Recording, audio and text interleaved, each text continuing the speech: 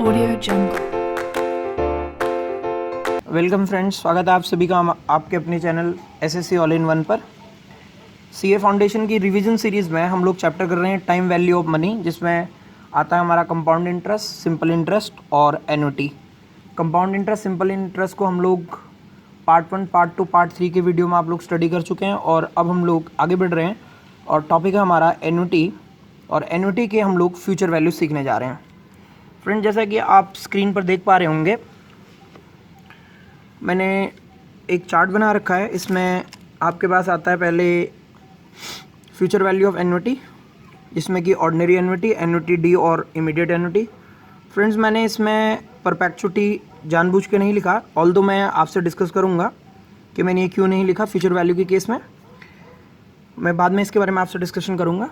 आइए आगे बढ़ते हैं। अभी फ्रेंड्स, अभी तक हमने ये पढ़ा है कि अगर हम कंपाउंड इंटरेस्ट के फॉर्मूले से पी रुपीज़ को इन्वेस्ट करते हैं तो आर रेट ऑफ इंटरेस्ट अगर इन्वॉल्व हो, n number of time period के बाद, एन नंबर ऑफ ईयर के बाद, या फिर एन हाफ ईयर्स के बाद, जो भी आपके क्वेश्चन की इन्फॉर्मेशन है उसके बाद आपको ए रुपीज़ मिल जाएगा।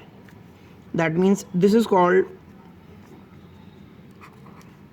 Present value of a single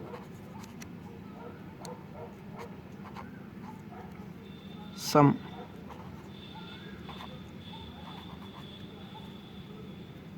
ये कहलाता है आपका present value of single sum. यानी कि आपने पी रुपीज़ इन्वेस्ट किया, पी रुपीज़ को इन्वेस्ट करने के बाद आर रेट ऑफ इंटरेस्ट से एन टाइम इंटरवल के बाद आपको ए रुपीज़ मिला। ये मेरा कंपाउंड इंटरेस्ट का फॉर्मूला कहता है। ये तो आपने एक सिंगल सम आज इन्वेस्ट किया और आपने डिसाइड किया आपको 5 साल बाद ए रुपीज़ मिल जाएगा और आप एक्स पी रुपीज़ इन्वेस्ट करेंगे। नाउ फ्रेंड्स, मैं एक डिफरेंस सीन डिस्कस करने जा रहा हूँ अब आपके साथ, और मैं ये मान के चल रहा हूँ कि मैं एक सिंगल सम इन्वेस्ट नहीं करने वाला, मैं एक सीरीज़ ऑफ सम्स इन्वेस्ट करूँगा। ये सीरीज़ ऑफ सम से क्या मतलब है, या इसका मीनिंग क्या है? यहाँ पे सीरीज़ ऑफ सम का मतलब ये है कि मैं केवल पी रुपीज़ नहीं इन्वेस्ट करूँगा, मैं एक सिंगल सम से एक्स रुपीज़ हर साल इन्वेस्ट करने वाला हूँ एक पर्टिकुलर टाइम इंटरवल पे, जो कि आप स्क्रीन पे देख पा रहे होंगे। I am going to invest rupee x firstly at the end of year 1, then at the end of year 2, then 3, then 4, then 5।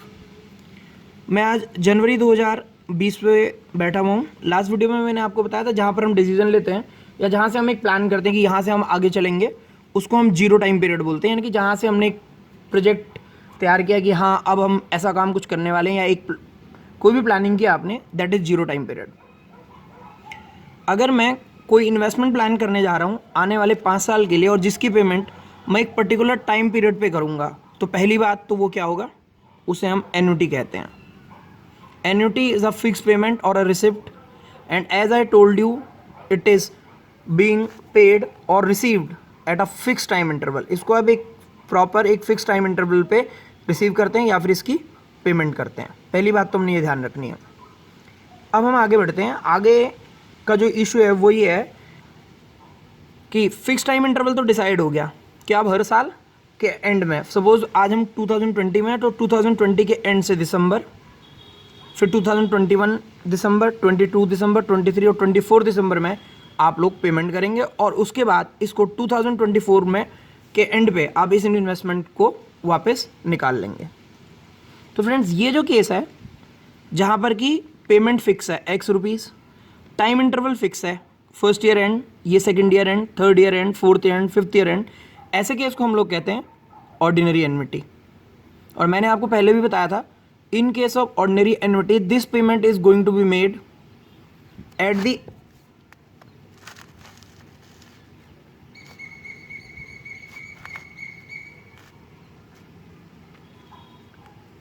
Yes friends, तो जैसा कि मैंने आपसे पहले भी कहा था, in case of ordinary annuity we make payment at the end of the time interval, a particular time interval. अगर मैंने डिसाइड किया कि हर टाइम इंटरवल के बाद मैं एक पेमेंट करूंगा, फॉर एग्जांपल 1 साल पे, तो अगर मैं एंड में पेमेंट कर रहा हूँ तो ये ऑर्डिनरी एन्युटी है। और अगर मैं आज से शुरू कर देता, सपोज मैं यहाँ से करता 5 payment, 0, year 1, year 2, year 3, year 4, इस तरह से फर्स्ट यहाँ से शुरू करता, सेकंड, थर्ड, फोर्थ, फिफ्थ, तब भी 5 ही पेमेंट हो रही है, बट फ़र्क क्या है, तब बिगनिंग में हो रही है। जनवरी 20, ये जनवरी 21 हो जाता, ये हो जाता जनवरी 22, ये जनवरी 23 और ये जनवरी 24। उस केस में ये एन्युटी ड्यू या इमीडिएट एन्युटी होती। आइए थोड़ा कंफ्यूज नहीं होते, पहले मैं केस ऑर्डिनरी एन्युटी का लेता हूँ जहाँ पर हमने पेमेंट फर्स्ट ईयर के एंड पे करनी है, यानी कि यहाँ से जनवरी स्टार्ट हुआ 2020, यहाँ दिसंबर में ये खत्म हो गया, दिसंबर में खत्म हो गया तो दैट मीन्स ऑब्वियसली यहाँ से 2021 स्टार्ट हो गया होगा, राइट। तो आइए फिर हम आगे चलते हैं फ्रेंड्स, थोड़ा सा इसमें और क्लैरिटी बढ़ाते हैं। ये जो टाइम पीरियड हो जाएगा, ये हो जाएगा आप ये टाइम पीरियड, ये टाइम पीरियड, ये टाइम पीरियड, ये टाइम पीरियड और ये टाइम पीरियड। फ्रेंड्स थोड़ा सा इनका मैं लिख लेता हूँ। ये आपका 2020 है, ये आपका 2021 है, ये आपका 2022, ये 2023 और ये 2024। सो आई होप ये आपको ऑर्डिनरी एन्युटी का केस समझ में आया होगा। आइए अब कैलकुलेट ये करते हैं कि सपोज ये x रुपीज़ इन्वेस्ट किया आपने आर रेट ऑफ इंटरेस्ट के साथ 5 साल के लिए, तो 5 साल के बाद आपको क्या मिलने वाला है, क्या उसके लिए कोई शॉर्टकट मेथड है या फिर पहले इसी तरह से मुझे निकालना पड़ेगा कि ये जो पैसा इन्वेस्ट हुआ, अगर इसको मैं देखूं, अगर यहाँ पर इन्वेस्ट हुआ तो first year, second year, third year, fourth year and पे निकाल लिया आपने जो दिसंबर 2020 में हुआ, तो ये यहाँ पर मैं लिख दूंगा 4 साल। फिर जो मैं यहाँ से निकालूंगा उसमें मेरे 3 साल आ जाएंगे, 1, 2, 3। फिर जो मैं यहाँ इन्वेस्ट करूँगा 1 साल 2 साल के टाइम पीरियड के लिए, फिर जो मैं यहाँ पर इन्वेस्ट करूँगा 1 साल के लिए, और यहाँ इसके बाद जो होगा 0 टाइम पीरियड के लिए। तो सवाल उठा ये कैलकुलेशन किस तरह से होने वाली है और इसका क्या कोई एक फॉर्मूला है जिससे कि हमें एक बारी में आंसर मिल जाए। तो यस फ्रेंड्स, हमारे पास इसका आंसर है और हम लोग इसको इस फॉर्मूले को डिराइव करने जा रहे हैं। चाहे आप मैथ्स के स्टूडेंट हैं, चाहे आप नॉन मैथ्स के स्टूडेंट हों, आपने अगर एपीजीपी पढ़ा है कभी भी तो थोड़ा सा ध्यान दीजिएगा, और इन केस अगर आप नॉन मैथ्स स्टूडेंट भी है तो इससे कोई फ़र्क नहीं पड़ने वाला, मैं आपको एंड में फॉर्मूले के थ्रू भी इस चीज़ को कैलकुलेट करना सिखा दूंगा। टेक एन एग्जाम्पल, मैं x रुपीज़ इन्वेस्ट कर रहा था, जैसे कि आपने प्रीवियस स्लाइड में देखा, हम x रुपये इन्वेस्ट कर रहे हैं, हर साल इन्वेस्ट कर रहे हैं, कितने साल तक, 5 साल तक। तो आइए ज़रा समझते हैं इसको आराम से। आपने पहली इन्वेस्टमेंट की, ये मैं लिख रहा हूँ आपके सामने, ईयर, ये मेरा 1, ये 2, ये 3, ये 4 और ये 5। ज़रा ध्यान देने वाली बात यह है कि मैंने कब किया इन्वेस्टमेंट। मैंने ये बोला है कि मैं ऑर्डिनरी एन्युटी के बारे में बात करूँ, और ऑर्डिनरी एन्युटी के केस में eight the end of the particular time interval payment होती है। ईयर 1 था मेरा दिसंबर 2020, ईयर 2 था मेरा दिसंबर 2021, ईयर 3 है मेरा दिसंबर 2022, ईयर 4 है मेरा दिसंबर 2023 एंड देन आई हैव दिसंबर 2024। ये मेरी 5 इन्वेस्टमेंट होने वाली हैं, 2020, 21, 22, 23, 24। और थोड़ा सा आप एक्स्ट्रा कॉशियस होकर इसको समझने की कोशिश कीजिएगा। फ्यूचर वैल्यू निकालने जा रहा हूँ मैं, आने वाले टाइम में मुझे क्या मिलने वाला है। फ्रेंड्स यहाँ पर मैंने x रुपीज़ इन्वेस्ट किया, यहाँ पर भी मैंने x रुपीज़ इन्वेस्ट किया, यहाँ पर भी मैंने x रुपीज़ इन्वेस्ट किया, यहाँ पर भी मैंने x रुपीज़ इन्वेस्ट किया और इधर भी मैंने x रुपीज़ इन्वेस्ट किया। ये बहुत इंपॉर्टेंट है कि अमाउंट इन्वेस्टेड सेम है जैसा कि मैंने आपसे कहा था, और साथ साथ टाइम इंटरवल देखिएगा, यहाँ से यहाँ तक 1 साल, इधर से इधर तक, ये टाइम पीरियड जो भी है ये बिल्कुल कॉमन टाइम पीरियड है, यानी कि 2 पेमेंट के बीच में जो डिफरेंस है वो सेम है। जैसा कि मैंने आपसे कहा था कि टाइम पीरियड जो इन्वेस्टमेंट का हमारा टाइम पीरियड है वो सेम होना चाहिए, एक ही टाइम पर पेमेंट होनी चाहिए, एंड में हो रही है तो एंड में होगी, और 2 पेमेंट के बीच का जो गैप है that should also be same. then it is called ordinary annuity, and amount of payment or amount of receipt both should be same. तो आइए देखते हैं। मैं दोस्तों 2020 में इन्वेस्टमेंट करने वाला हूँ और इस इन्वेस्टमेंट को 2024 में बैंक से निकालूंगा। तो ज़रा हिसाब लगाएं, 2020 दिसंबर से दिसंबर 21 तक 1 साल, दिसंबर 21 से 22 तक 2, 22 से 23 तक 3 और 23 से 24 तक 4 साल। यानी कि फर्स्ट ईयर एंड पे जो मैंने अमाउंट इन्वेस्ट किया वो 4 साल तक इन्वेस्टेड रहेगा और 4 साल बाद मुझे पैसा मिलेगा। कितना मिलेगा आइए ज़रा देखते हैं। मैं X रुपीज़ इन्वेस्ट करने जा रहा हूँ। कितने रेट ऑफ इंटरेस्ट से? R रेट ऑफ इंटरेस्ट से। कितने साल के लिए? यहाँ से आपने देखा 1 2 3 4, 2020 दिसंबर में इन्वेस्ट करूँगा तो यहाँ से लेकर 21 तक जब सेकंड इन्वेस्टमेंट होगी 1 साल हो चुका होगा।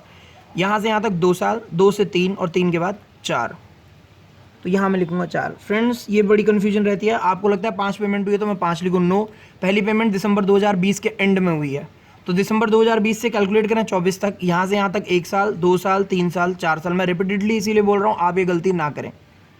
इसी तरह से जो सेकेंड इन्वेस्टमेंट होगी इससे कितना मिलेगा 2021 दिसंबर में जो होगी? 1 साल 22, 2 साल और 3 साल।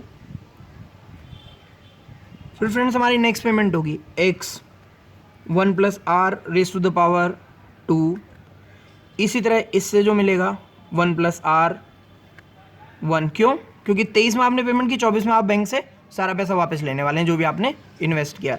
And then last x × 1 + r की पावर 0। फ्रेंड्स ये सारा अमाउंट मुझे मिलने वाला है कब? 5th ईयर के एंड पे। आइए अब जरा एक बहुत ही इंपॉर्टेंट चीज़ देखते हैं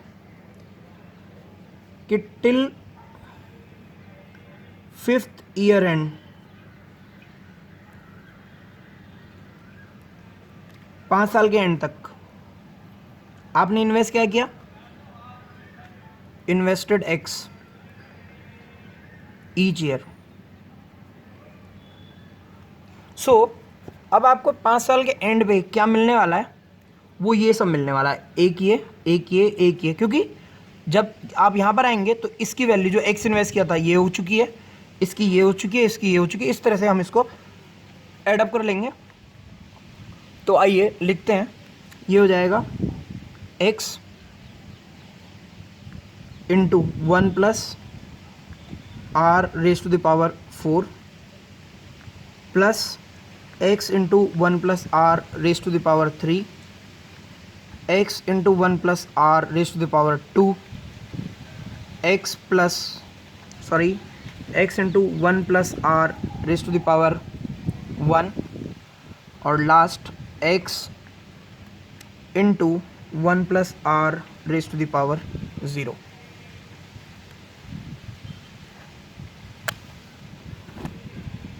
तो फ्रेंड्स ये वैल्यूज़ मेरे पास आ गई हैं। इन्हीं वैल्यूज़ के साथ हम लोग कंटिन्यू करेंगे। इसको मैं पहले रिवर्स कर रहा हूँ, जरा आप देखिए। तो मैंने रिवर्स करके कैसे किया? मैंने लिखा x × 1 + r raise to the power 0, फिर x × 1 + r raise to the power 1, x × 1 + r raise to the power 2, फिर इसके बाद x × 1 + r raise to the power 3, x × 1 + r raise to the power 4। देखिए फ्रेंड्स ये 4 था, ये इधर आ गया, 3 इधर आ गया, 2 ये आ गया, ये 1 और ये 5 टर्म मेरे पास, 1 2 3 4 5। तो ये मेरे पास लास्ट कैलकुलेशन थी। फ्रेंड्स किसी भी चीज़ की पावर अगर 0 हो तो it is equal to 1।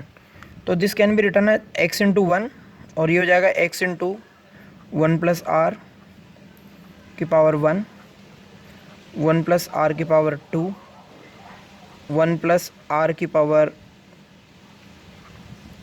3, 1 + r की पावर 4। सो एक काम और करते हैं, यहाँ से मैं x कॉमन ले लेता हूँ। अगर आप x कॉमन ले लेते हैं तो now this becomes 1, 1 + r, 1 + r का square, then one plus r का क्यूब 1 प्लस आर की पावर 4।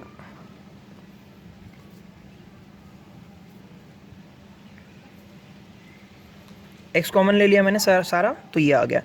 फ्रेंड्स ये टर्म्स कितनी है ज़रा पढ़ने की कोशिश करते हैं। एक, अगली टर्म ये 2 3 4 5। मैथमेटिक्स में अगर आपने सीक्वेंस एंड सीरीज़ पढ़ा हो पहले कभी, या फिर जिसे हम एपी और जीपी कहते हैं, ये ज्योमेट्रिक प्रोग्रेशन है। कैसे? यहाँ पर कॉमन रेशो सेम है, 1 प्लस आर की पावर 1 2 3 4। आप कह रहे होंगे यहाँ पर कहाँ है common ratio same? Actually common ratio का क्या मतलब होता है? Next term divide by previous term. अगर आप इस टर्म से इस टर्म को इससे डिवाइड करते हैं, next term divide by previous term, 1 plus r की पावर 1, फिर आप इसी तरह से इसको डिवाइड कीजिए, 1 प्लस आर की power 2 divide by 1 plus r की पावर 1, तो 1 से ये 2 कैंसिल हो जाएगा, एक पावर कैंसिल हो जाएगी, 1 बचेगा। इसी तरह से 1 प्लस आर की power 3 divide by 1 plus r की पावर 2, तो ये भी आपके पास सेम 1 प्लस आर आ जाएगा। इसी तरह से जब आप ये कॉमन रेशो कैलकुलेट करेंगे, again you will get 1 plus r, 1 plus r की power 4 divide by 1 plus r की पावर 3। तो कुल मिला के ये एक जीपी है, ज्योमेट्रिक प्रोग्रेशन, और इसका common ratio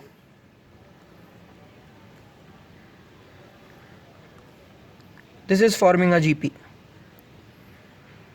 this calculation is forming a GP. और इसका कॉमन रेशो क्या है? Common ratio is 1 plus r. कैसे आया? किसी भी टर्म को उसकी प्रीवियस टर्म से डिवाइड कीजिए, divide by 1, 1 plus r, 1 plus r का स्क्वायर कीजिए, divide by 1 plus r, you get 1 plus r. 1 plus r का क्यूब कीजिए, डिवाइड बाय 1 प्लस आर का स्क्वायर, 1 प्लस आर। एक पावर ये कैंसिल हो जाएगी, ऐसे ही ये कैंसिल हो जाएगा, 1 बचेगा, एक पावर बच जाएगी केवल। इसी तरह से 1 प्लस आर की पावर 4 कीजिए, divide by previous term 1 plus r divide by 3, again ये 1 प्लस आर आता है। ये दोस्तों एक जीपी बन जाती है जिसका कॉमन रेशो 1 प्लस आर है, और इसके टर्म्स, नंबर ऑफ टर्म्स, एक, ये एक टर्म, ये दूसरी टर्म, ये पूरी तीसरी टर्म, ये चौथी टर्म, और ये 5 टर्म। टर्म्स कितनी है इसकी? 5। तो ऐसी जीपी जिसका कॉमन रेशो 1 प्लस आर है और टर्म्स 5 है, तो इनका टोटल क्या होता है? सम टू एन टर्म्स कहते हैं हम इसको, sum to n terms of a GP, sorry GP, geometric progression, is a into r की power n minus 1 divide by r minus 1। ये आर यहाँ पे क्या मतलब है? Common ratio. चलिए फ्रेंड्स, मैं ज़रा इसको कैपिटल आर कर देता हूँ, क्योंकि ऊपर मेरी कैलकुलेशन में भी आर आ रहा है, ये कंफ्यूज हो जाएंगे आप अदरवाइज। ये आर कॉमन रेशो, आर की power n minus 1 divide by r minus 1, and common ratio इसको मैं कैपिटल आर से डिनोट करता हूँ, 1 और आर, यानी कि पिछली टर्म और अगली टर्म और पिछली टर्म का जो रेशो है वो मेरा आर। तो ये मेरा फॉर्मूला होता है, क्या होता है? A into r n minus 1 divide by r minus 1। A is what? This is called first term. यहाँ पे फर्स्ट टर्म 1 है, टोटल टर्म 5 है, 1 2 3 4 5। इसको मत गिनिएगा, ये बाहर ब्रैकेट के बाहर वाली को नहीं कह रहा मैं, अंदर जो मुझे सीक्वेंस दिखाई दे रहा है। तो आइए इसके हिसाब से इसकी वैल्यू निकालते हैं। तो 1 into r n, r common ratio है जो कि है मेरे पास 1 प्लस आर की power n minus 1 whole divide by 1 plus r minus 1। तो ये कैलकुलेशन हो जाती है फ्रेंड्स, 1 प्लस आर की power n minus 1 whole divide by 1 plus r minus 1। इससे ये कैंसिल हो जाएगा, तो आपके पास क्या बच जाएगा? 1 प्लस आर की power n minus 1 whole divide by r. और दोस्तों ये इसका आंसर है। ये बाहर क्या है मेरे पास, x। मेरी टर्म्स कितनी थी, 5, तो यहाँ n की बजाय मैं लिखूंगा 5।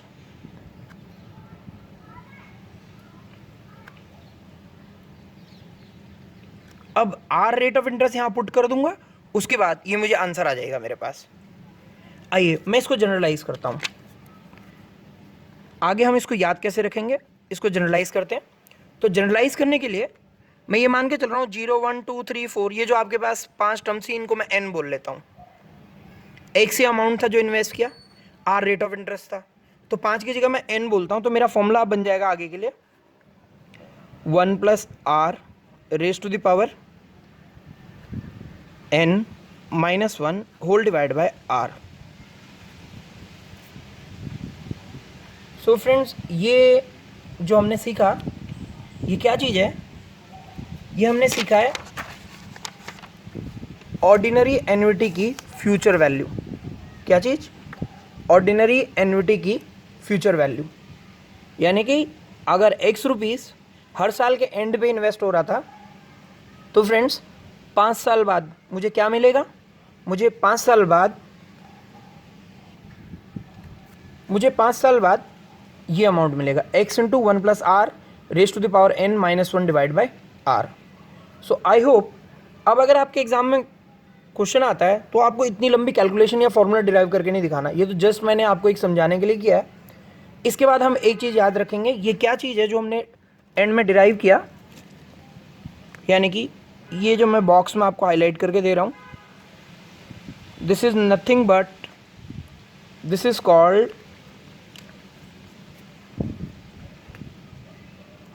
Future value of ordinary annuity. दूसरी बात, एग्ज़ाम में क्या वो ऑर्डिनरी एन्युटी लिखेगा, जी नहीं, ये आपको खुद पहचानना होगा। वो कहता है एक्स है, एक्स ने एक बैंक में खाता खोला और हर महीने के एंड में या हर साल के एंड में वो वहाँ पैसे जमा करा रहा है, तो आपको पता चल जाएगा क्योंकि पेमेंट एंड में हो रही है, तो this is ordinary annuity. So friends, future value of ordinary annuity के लिए हमें फॉर्मूला मिल गया x × 1 + r raise to the power n - 1 divide by r। So friends, कैसा लगा आपको, उम्मीद कर रहा हूँ बहुत अच्छा लगा होगा। बट आपको ना इतना लंबा प्रोसीजर रटना नहीं है और ना ही इसका बर्डन लेके चलना है अपने दिमाग में कि ये कैसे याद रहेगा, क्या रहेगा। अगर आप मैथ्स के स्टूडेंट हैं, ऑब्वियसली आपने ये सब कैलकुलेशन की होंगी और आपको बहुत ईजी लगा होगा। अगर आप नॉन मैथ स्टूडेंट भी हैं तो भी ज़्यादा मारामारी नहीं है। क्यों, क्योंकि ऑर्डिनरी एन्युटी की हम लोग अब सीख चुके हैं फ्यूचर वैल्यू, और फ्यूचर वैल्यू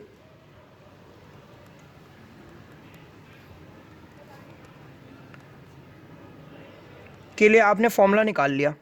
क्या, फ्यूचर वैल्यू अगर x रुपये इन्वेस्ट हो रहे हैं 5 साल तक या n नंबर ऑफ ईयर्स तक, r रेट ऑफ इंटरेस्ट से हर साल, और एंड में ध्यान रखिएगा तभी ऑर्डिनरी एन्युटी है।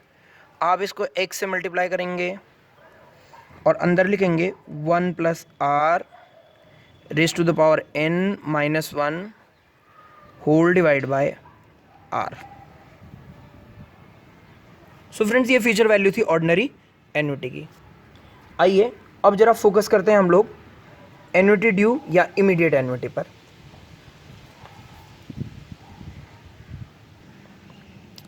इस केस में जैसा कि मैंने आपसे कहा था, जो पेमेंट होंगी ये एन्युटी ड्यू है, यानी कि इमीडिएट एन्युटी है।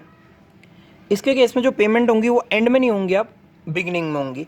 तो पहली पेमेंट होगी जनवरी 2020, सेकंड होगी जनवरी 2021, थर्ड होगी जनवरी 2022, देन जनवरी 2023 और जनवरी 2024। देखिएगा, फर्स्ट, सेकंड, थर्ड, फोर्थ, बिल्कुल इसी केस की तरह 5 पेमेंट है, सेम टाइम पीरियड, सभी के बीच में एक ईयर का गैप, और यहाँ पर भी मैं x रुपीज़ ही इन्वेस्ट करने जा रहा हूँ। बट विद अ डिफरेंस, पहले हम लोग एंड में इन्वेस्ट कर रहे थे और अब हम लोग बिगनिंग में इन्वेस्ट करेंगे। तो आइए बड़ा आराम से और बड़े ध्यान से ज़रा इस बात को समझिएगा। जो अमाउंट आपने जनवरी 2020 में इन्वेस्ट किया, फिर मैं दोबारा बोल रहा हूँ, ज़रा समझिएगा। जनवरी 2020 में जो आपने अमाउंट इन्वेस्ट किया, ये जनवरी 2024 है और मैं इस पेमेंट को दोनों केसेस में दिसंबर 2024 में इस पैसे को मैं वापस लेने वाला हूँ। 5 साल के लिए इन्वेस्टमेंट कर रहा हूँ।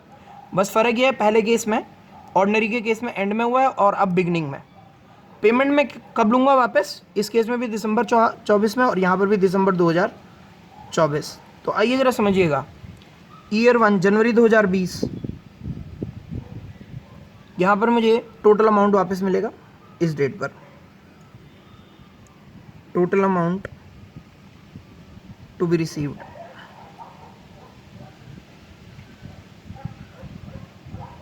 ये हम सीखने जा रहे हैं कितना अमाउंट आएगा इन सभी का।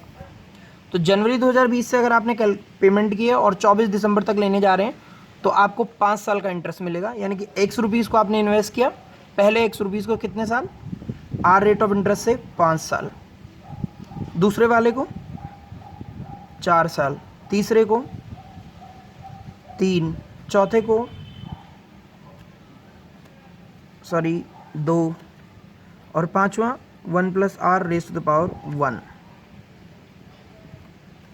ज़रा ध्यान से समझिएगा फ्रेंड्स, बड़ी कन्फ्यूजन रहती है काफ़ी लोगों को कि यहाँ 4 क्यों था, फिर यहाँ 5 कैसे आ गया। भाई ये दिसंबर में एंड में पेमेंट हुई है और जबकि ये जनवरी के बिगनिंग में, तो 1 साल का फ़र्क आ गया ना, तो ये 5 साल हो जाएंगे। और दोनों केसेस में दिसंबर 24 में मेरी इन्वेस्टमेंट कंप्लीट होने वाली है। तो आइए अब इसी को बिल्कुल ऐसे ही कैलकुलेट करते हैं। टिल 5th ईयर आपने ₹X इन्वेस्ट किया एट द बिगनिंग, ये पेमेंट एट द एंड हो रही है और ये बिगनिंग। तो आइए इसका टोटल अमाउंट कितना मिलेगा मुझे। सो टोटल मेरी रिसिप्ट रहेगी, रिसीप्ट एट दिसंबर 31 दिसंबर 2024,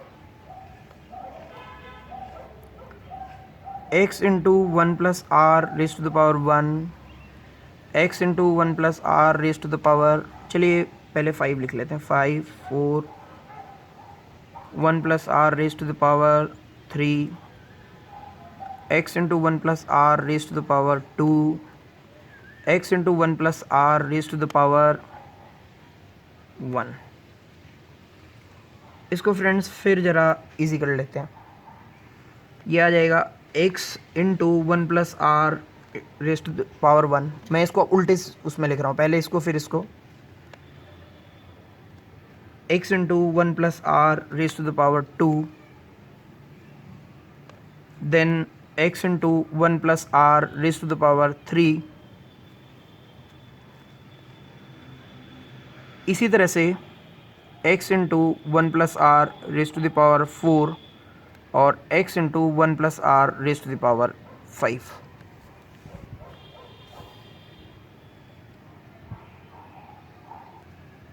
सो ये मेरा लास्ट लाइन था, x इंटू 1 + r⁻1 रिवर्स करने के बाद। आइए फ्रेंड्स एक काम करते हैं, यहाँ से x 1 + r⁻1 2 3 4 5 तक जा रहा है। मैं एक काम कर रहा हूँ, 1 + r यहाँ से कॉमन ले लेता हूँ, पावर 1 यहाँ से कॉमन ले लिया तो यहाँ रह जाएगा 1, क्योंकि x इंटू 1 + r⁻1 आपने कॉमन ले लिया, प्लस यहाँ से 1 + r⁻1 कॉमन ली तो क्या बच जाएगा आपके पास? 1 + r⁻1, एक बाहर आ गई, x भी बाहर आ गया। 1 + r⁻, देखिए x बाहर आ गया, एक पावर बाहर आई तो 2 3 और ये 4। आप देख पा रहे होंगे 1 2 3 4।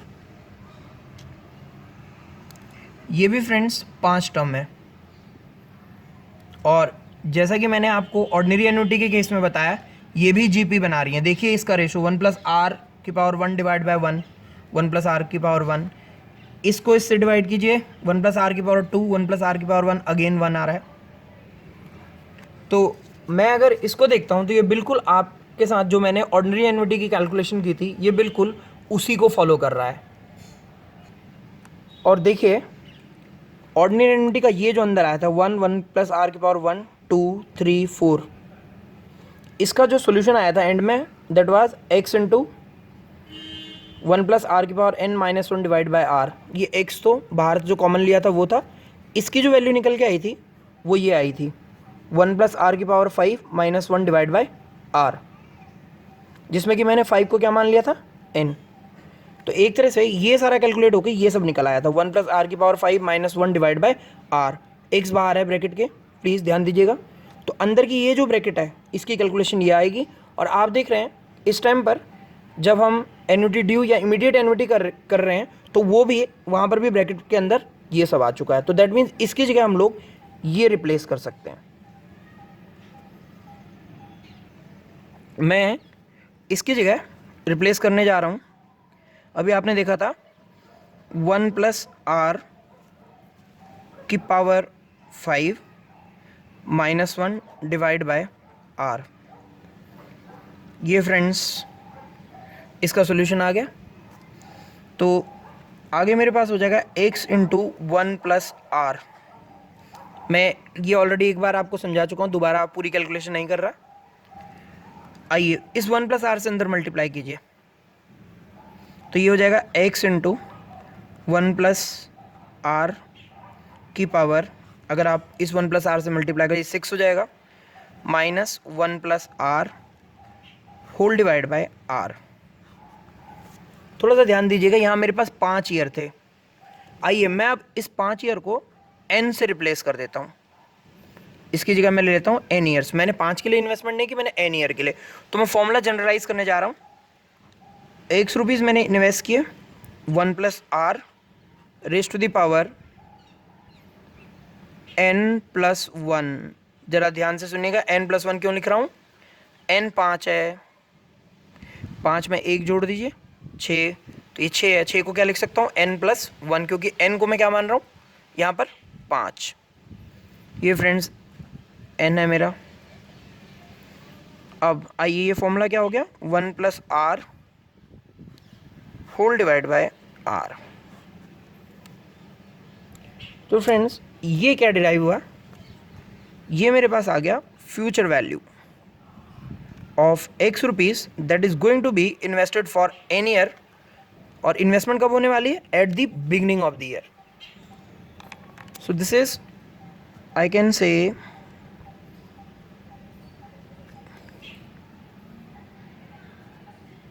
Future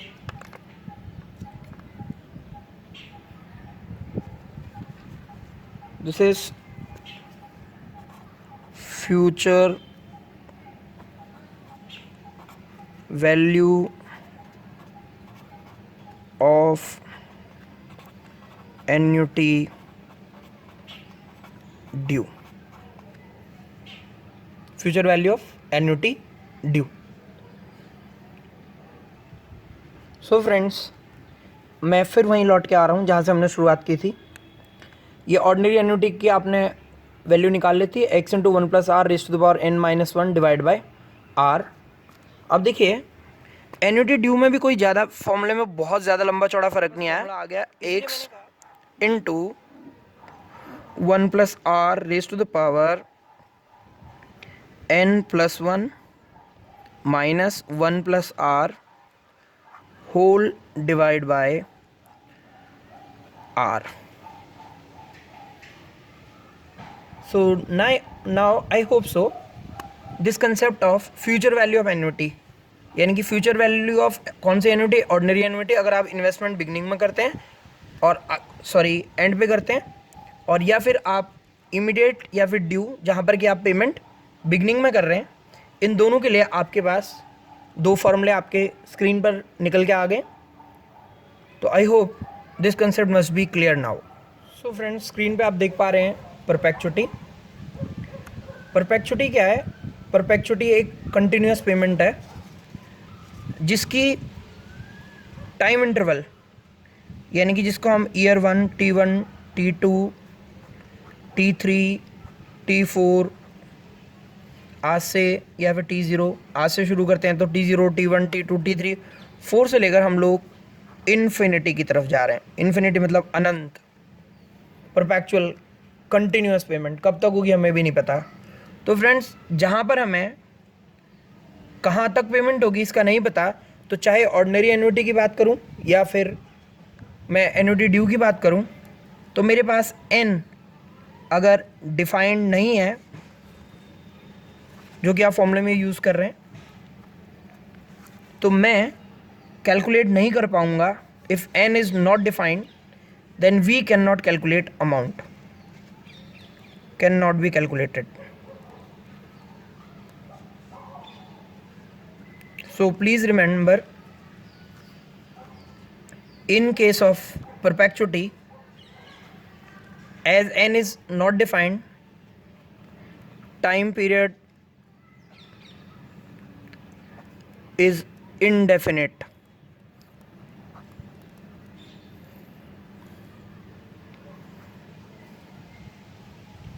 It is not definite. So if it is not definite, then the future value, or I can say future value, cannot be determined. But जब अगर मैं प्रेजेंट वैल्यू की बात करूँगा तो यस, प्रेजेंट वैल्यू हम लोग कैलकुलेट कर सकते हैं और वो हम आगे सीखेंगे।